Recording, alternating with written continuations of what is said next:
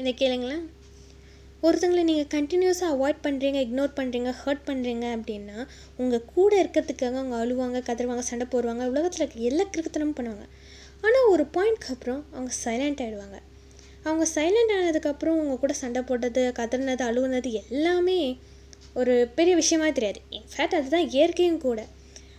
But அவங்க silence அவங்க accept பண்ணிட்டாங்க அப்படின்னா உங்களோட ஆப்சன்ஸை அவங்க அக்செப்ட் பண்ணிட்டாங்கன்னு அர்த்தம். அதுக்கப்புறம் நீ பேசினா பேசு, பேசாட்டி போ, அது அவங்களுக்கு ஒரு பெரிய விஷயமாவே தெரியாது.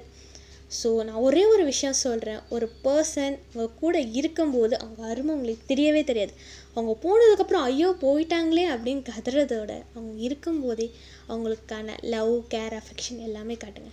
ஏன் நான் இது சொல்கிறேன் அப்படின்னா, ஒரு தடவை ஒரு பொருள் தொலைச்சிட்டோம் அப்படின்னா திரும்ப கிடைக்கவே கிடைக்காது.